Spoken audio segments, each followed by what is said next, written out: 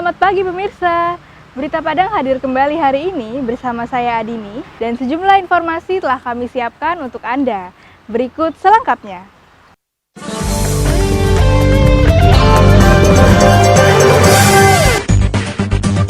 Menjelang subuh, petugas gabungan dari Dinas Kesehatan, Dinas Perhubungan, BPBD, dan Satpol PP Kota Padang melakukan pengawasan terhadap kendaraan yang akan masuk Kota Padang.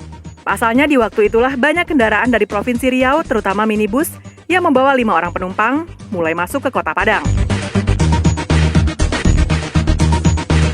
Seorang mahasiswi asal Darmasraya yang baru pulang dari Kota Bogor diduga terjangkit COVID-19. Saat ini, mahasiswi tersebut dirawat di ruang isolasi instalasi gawat darurat RSUD Sungai Dareh, Kabupaten Darmasraya. Yang bersangkutan dirujuk dari Puskesmas Sitiung karena menderita demam tinggi. Gubernur dan DPRD Sumatera Barat menggelar rapat koordinasi penanganan penyebaran COVID-19 di Gedung DPRD Sumatera Barat Selasa sore.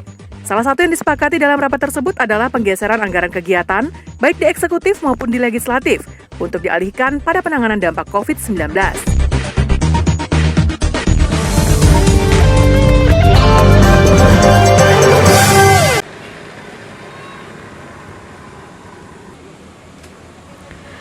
Pemerintah Kota Padang lakukan berbagai cara untuk mengantisipasi merebaknya COVID-19 di Kota Padang. Salah satunya dengan melakukan pengawasan terhadap kendaraan yang akan masuk ke Kota Padang secara terus-menerus selama 24 jam. Setiap kendaraan yang lewat diberhentikan petugas, pengendara dan penumpangnya disuruh turun untuk suhu tubuhnya, sedangkan kendaraan disemprot dengan cairan disinfektan. Menurut Koordinator Posko Pencegahan COVID-19 di Kayu Kale, penyemprotan kendaraan dan pengukuran suhu tubuh penumpang ini merupakan salah satu cara yang dilakukan oleh pemerintah Kota Padang untuk meminimalisir wabah COVID-19. Dalam kegiatan yang dilakukan pada Rabu pagi, petugas menemukan 2 orang pengemudi yang mempunyai suhu tubuh di atas 38 derajat Celcius.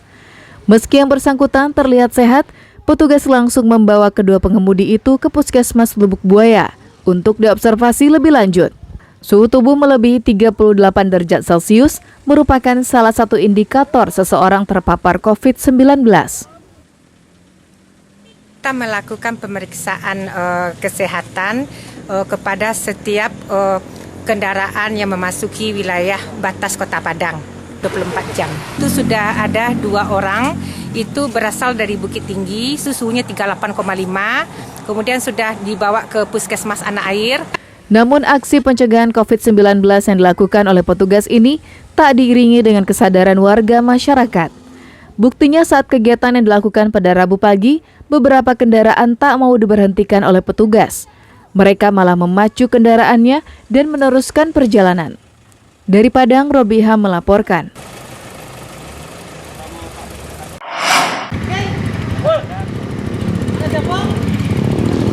Tim Kesehatan IGD Rumah Sakit Sungai Dareh di Kabupaten Darmasraya menerima seorang mahasiswi asal Darmasraya yang baru pulang dari Kota Bogor, Jawa Barat. Mahasiswi tersebut mengalami demam tinggi saat datang untuk berobat di Puskesmas Sitiung. Pihak Puskesmas kemudian merujuk ke RSUD Sungai Dareh. Karena memiliki riwayat perjalanan dari daerah yang endemik COVID-19, pasien itu dirawat di ruangan isolasi RSUD Sungai Dareh untuk dilakukan pemeriksaan awal. Saat memeriksa pasien, petugas IGD RSUD Sungai Dareh menggunakan alat pelindung diri yang terbuat dari jas hujan. Selain itu, warga yang berada di sekitar rumah sakit diminta menjauh untuk antisipasi penularan virus corona. Areal dan ruangan isolasi IGD RSUD Sungai Dareh dipasang garis kuning agar tidak dilewati masyarakat. Menurut Kepala Dinas Kesehatan Darmasraya, mahasiswi tersebut adalah warga Darmasraya yang tengah melaksanakan pendidikan sarjana di Kota Bogor. Ia kembali ke Kabupaten Darmasraya dengan mengalami demam.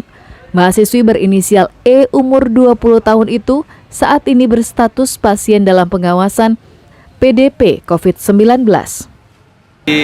Pasien tersebut itu dirujuk dari puskesmas, kemudian dikirim ke rumah sakit Sungai Dareh dengan identitas itu Nona E, umur 20 tahun, mahasiswi dari satu perguruan tinggi di Bogor.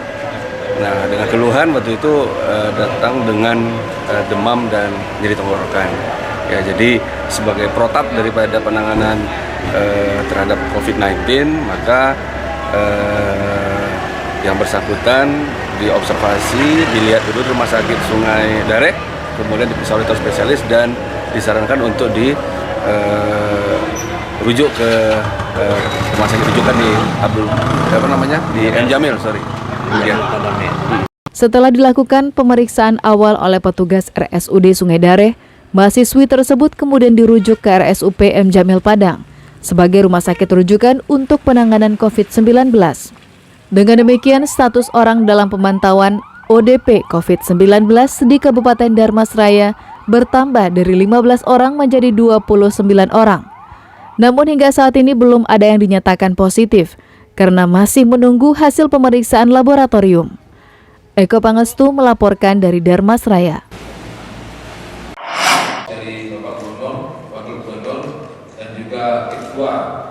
Rapat koordinasi penanganan COVID-19 digelar di gedung DPRD Sumatera Barat.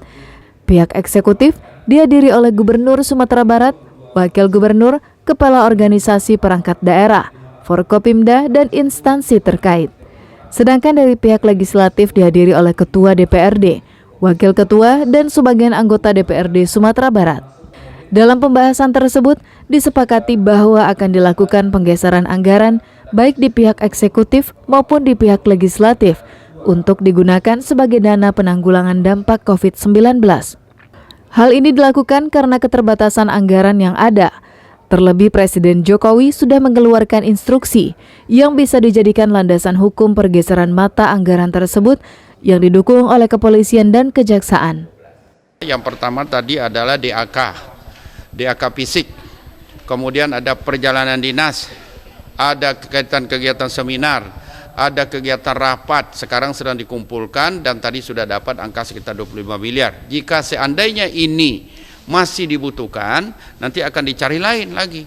Tadi DPRD kan sudah setuju juga, perjalanan dinas dipotong, berarti semua kita harus sama-sama menyiapkan anggaran berapapun kebutuhannya. Nanti pada saat perubahan anggaran kita lakukan perubahan kita sesuai. Ketua DPRD Sumatera Barat menyarankan pihak eksekutif untuk mengalokasikan dana subsidi kepada rakyat kecil yang terdampak akibat tidak bisa beraktivitas selama tinggal di rumah, sesuai anjuran pemerintah. Jelas walaupun sudah ada kebijakan dari pemerintah pusat untuk bisa membackup warga-warga kita yang mungkin secara perekonomian mereka tidak menguntungkan, apalagi dengan kondisi seperti ini mereka kesulitan untuk bekerja, sehingga kesulitan juga bagi mereka untuk memenuhi kehidupan rumah tangga, anak-anak dan istrinya. Maka di sisi itu nanti ada kewajiban pemerintah kita untuk bisa mensubsidi kebutuhan-kebutuhan mereka. Apakah itu dalam bentuk uang, apakah itu dalam bentuk barang, itu mungkin saya rasa yang perlu. Penerapan penggeseran anggaran yang dilakukan oleh pihak eksekutif tersebut tidak perlu dibahas lagi dengan DPRD Sumatera Barat karena bersifat mendesak untuk dapat segera direalisasikan. Laude Jordioanse melaporkan dari Padang.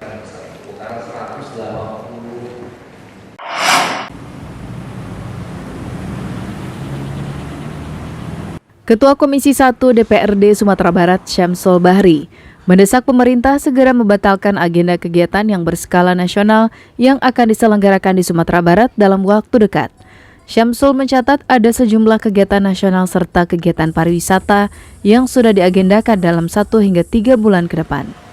Seperti Festival Lima Danau di Kabupaten Solo tanggal 1 hingga 9 April, kejuaraan paragliding di Kabupaten Agam tanggal 2 hingga tanggal 9 Mei, Ale Bakajang di 50 kota, Hari Keluarga Nasional, dan Penastani di Kota Padang dan Kabupaten Padang Pariaman. Kegiatan-kegiatan tersebut dipastikan akan mengumpulkan banyak orang, serta menggunakan anggaran yang tak sedikit. Komisi 1 berharap agenda tersebut bisa ditunda atau dibatalkan, dan anggaran yang sudah disediakan digunakan untuk membantu masyarakat kecil yang terdampak bencana COVID-19. Pemerintah daerah Provinsi Sumatera Barat untuk menunda event-event nasional yang ada di Provinsi Sumatera Barat, seperti Penastani, Hari Keluarga Nasional, MTQ, dan lain sebagainya. Kita sudah sampaikan kepada pimpinan DPRD supaya event-event nasional ini yang menggelontorkan anggaran yang cukup sangat besar 2020 ini. Kita berharap anggaran tersebut direlokasi kepada kepentingan-kepentingan